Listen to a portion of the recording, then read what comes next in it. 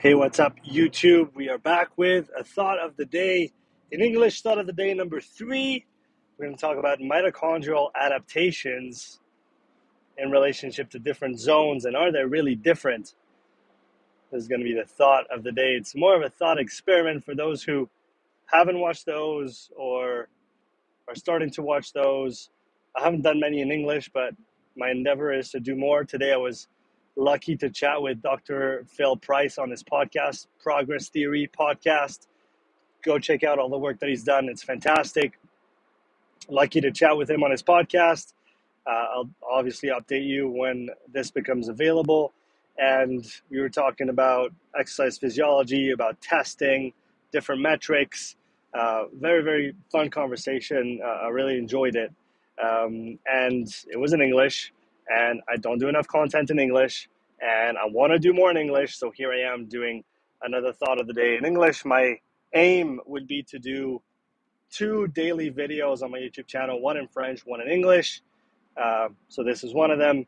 And for those who, again, haven't seen those, who don't follow me, my work that's in French, I usually do those when I'm driving, simply because this is when I have time between clients.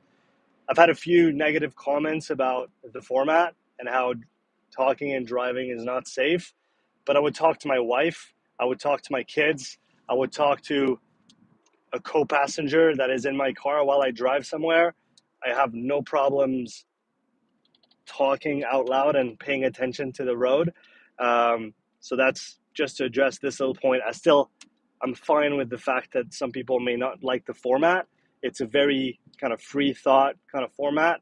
I don't prepare those. I literally just record one shot and then think out loud, which is why it's called a thought of the day. So if you want more structured stuff, you can find it elsewhere, but this is what it's going to be. So mitochondrial adaptations in reference to zones, is it really different? Do you get a different kind of mitochondrial adaptation, say in zone 2 compared to zone 3, in zone 2 compared to zone 4? What is so special about zone 1, zone 2? What is so special about the moderate intensity domain in regards to mitochondrial adaptations? And again, this is more of a thought experiment. Those are all more thought experiments. I might be wrong. So this is where you come in. You are here to give me feedback on what I'm saying. If I'm saying crap, leave me a comment. If I'm saying something good, leave me a comment. If you see a correction that needs to be brought in somewhere, leave me a comment. I'm more than happy to correct whatever I'm wrong about. This is not about me being right. This is me trying to figure out what is true and what is not. So again, you can be part of that journey, and all you have to do is take a few seconds to leave me a comment. Plus, the YouTube algorithm likes comments, so it's always good for me. If you like what I do, leave me a comment below.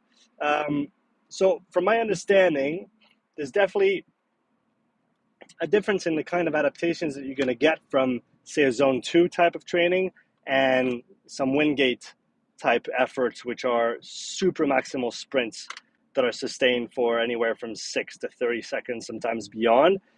So my understanding is that between kind of a steady effort and those all-out efforts, there's definitely a difference in the kind of adaptations that you'll get, in the sense that the steady state type of efforts are going to have a positive impact on mitochondrial capacity and density. I guess volume density is the technical term. If we talk about the mitochondrial reticulum as a network, it is now, at least I've seen it referenced in that way in multiple research papers, referenced as volume density, because those two are inextricably linked, the volume and the density of those mitochondria, and that mitochondrial network that is, literally like a web inside of our cells that serves many different purposes beyond what we usually attribute to them. They also help with transport. It seems like mitochondrial membranes have this, I guess, quality to help transport oxygen and fatty acids down deeper into the network for it to be utilized by the mitochondrial reticulum. But I'm I'm digressing, so I'm going to try and get back onto course here. So steady state efforts, volume density is being developed at the mitochondrial level. That's true at the capillary level as well. Just more, capillary density being developed, more capillaries per fiber, all those great things that help with the exchange of oxygen.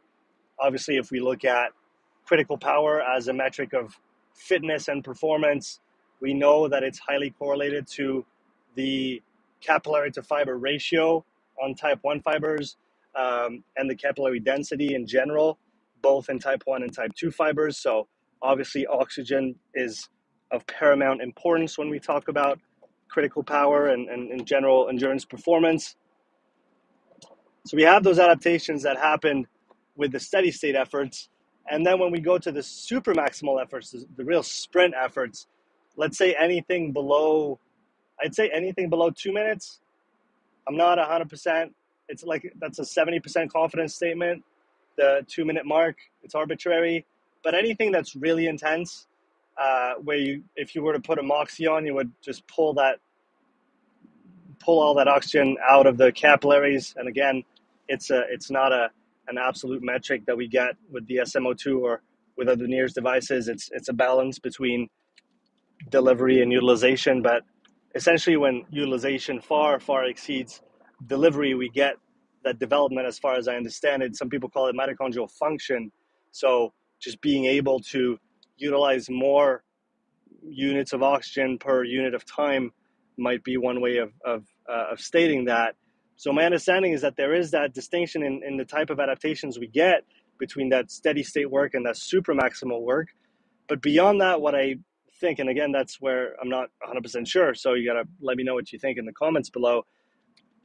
The real difference between zone 2 type of work and zone, say, 3, 4, or 5 is not necessarily that you get more adaptations from a mitochondrial perspective. It's simply that the nature of the intensity, being that you're in the moderate intensity domain, and if some of the terms that I'm talking about here aren't clear for you, critical power, thresholds, intensity domains, training zones, I actually just translated my online course that I had made in French originally called Understanding Thresholds and Training Zones. That's available now on the Upside Strength Academy, which is upsidestrengthacademy.com. So if you want to check that out, please go and check it out. I will endeavor to translate all the stuff that I make in French there in English, maybe not right away, but eventually. So stick with me. If there's something you see in French that seems interesting to you, make sure to leave me a comment somewhere on my Instagram or here on YouTube that you would like to see this in English, because that always pushes me to actually do it. So don't be afraid to let me know that you're interested if you are. Moderate intensity domain, what happens there? What's the physiological response? We have a parasympathetic dominant state, which means very low nervous stress, very low stress from a hormonal standpoint as well. If we look at catecholamines, adrenaline, and the other stress hormones that are produced during exercise, there's a very low amount that is produced at those very low intensities. Obviously, it starts inflecting up pretty close to lactate threshold 1 from the few papers that I've seen. Again, if I'm off, leave me a comment. But essentially, there's a low fatigue load associated with moderate intensity domain activities. So if you're in zone 1, if you're in zone 2, you can do a lot of volume before it actually has a negative impact on your recovery and before it actually induces significant amounts of fatigue. Obviously, if you've never done low intensity training and you start doing 10 hours a week in blocks of 4 hours, 2 hours, whatever, you're going to feel fatigued because there's a huge delta between what you're used to and what you're doing. So that's always relative. But if you're accustomed to the volume that you're doing, or you're close to your usual volume of low intensity training, this volume will have a very low impact from a fatigue standpoint. Very low levels of lactate circulating, high levels of fat oxidation. That is a quality that is specific to that moderate intensity domain. Once you pass that first threshold, you do not oxidize as much fats anymore. So if that's a quality you want to develop, that would be an adaptation that is, let's say, specific to that moderate domain, both zone 1 and zone 2. The more I think about it, the more I see zone 1 and zone 2 as a spectrum more than distinct zones, because there's no actual way, it's arbitrary wherever you define that boundary between zone 1 and zone 2. And obviously, the higher your level, the more you're going to have to be low relative to your first threshold, simply because of the absolute watts you have to push when you're a pro cyclist, and your first threshold is at 330 watts. Well, just because you're in zone 2 at 300 watts doesn't mean that 300 watts isn't 300 watts and isn't hard. So they have to do it much lower, or they usually do it much lower, because they can accumulate more volume. And all those adaptations are still positive down, even if it's below zone 2, quote unquote, and in zone 1, where some say, well, there's no adaptations, it's just active recovery. So I guess the fat oxidation would be one quality or one adaptation that you only get from that moderate intensity domain. But otherwise, I think that the mitochondrial adaptations kind of develop throughout the spectrum of intensity, but it's simply that you cannot tolerate as much zone 3, zone 4, zone 5 than you do zone 2. And this is why that low intensity is, quote unquote, special. But apart from the fat oxidation, the mitochondrial development is, from what I've seen at least, happening with every type of intensity, and obviously specific to the fibers that you're recruiting as well, right? Because you're not recruiting type 2A fibers when you're well within your moderate domain, and so those adaptations are going to be specific. Principle of specificity still stands.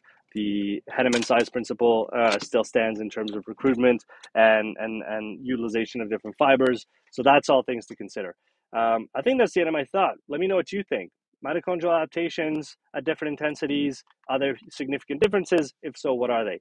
I hope you've enjoyed that thought of the day. Like I said, I'm going to try and do more of those. So leave me a comment below if you've enjoyed it, and if you would like to see more of those. Thanks again, Phil, for having me on my podcast. People, go check out Progress Theory, Dr. Phil Price's podcast. And yeah, that was fun. I look forward to the next one. Have a wonderful day, people, and I'll talk to you soon.